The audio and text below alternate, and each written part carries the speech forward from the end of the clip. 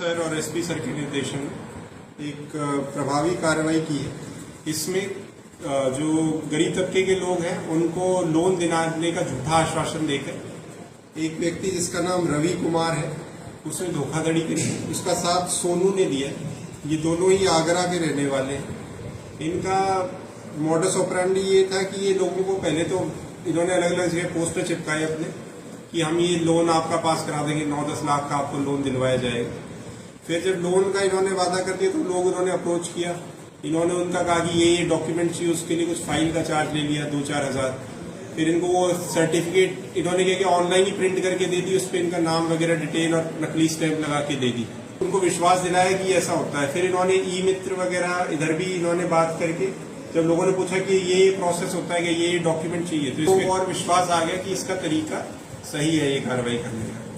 तो इसमें इसने लोगों से फिर बैंक में अकाउंट खुलवाए और 50-50 हज़ार के आसपास बैंकों में डलवाए।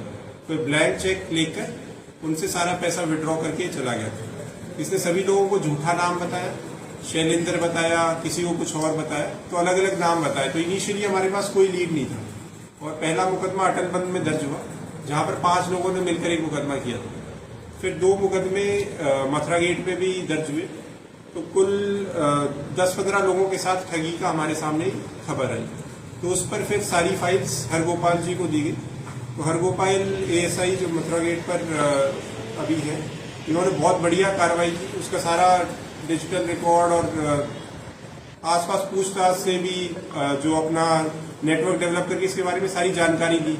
जहां जहां सीसीटीवी में उसकी फुटेज आई तो वहां से उसकी पहचान की। फिर जब हमने इसका फोन रिकॉर्ड्स इन सबको चेक किया और सारी चीजें खंगाल कर इन्होंने उस बंदे को आइडेंटिफाई कर लिया। देन इन्होंने और अच्छा किया कि वहां पर फिर जाकर आगरा में भी हमने पहले ई मित्र जहां पर कुछ पैसे डलवाए गए थे उसको पकड़ के लाए। फिर पता लगा उस ई मित्र का कोई डायरेक्ट रोल नहीं था, इसने जस्ट उसके खाते में डलवाए थे। तो ई मित्र वालों से भी ये अनुरोध है कि जिसके भी आप पैसे निकाल कर देते हैं उसका कोई ना कोई आईडी प्रूफ अपने पास रखें, क्योंकि वरना ई मित्र वाला भी मुलजिम बन सकता है। इसमें हम मेन मुलजिम तक पहुंच आए तो पता लगा कि उसका ई मित्र वाले का कोई रोल नहीं था। फिर पता लगा उस ई मित्र का नहीं है। देन आसपास के लोगों से पता किया। फिर हमारे पास उसका कुछ मोबाइल रिकॉर्ड आया। उन सब से हमने पता करके मेन मुलजिम तक पहुंचे। उसको मैनपुरी से गिरफ्तार किया, साथ ही उसके साथी को कानपुर से गिरफ्तार किया। तो इस तरीके से ओवरऑल बहुत बढ़िया कार्रवाई की गई है।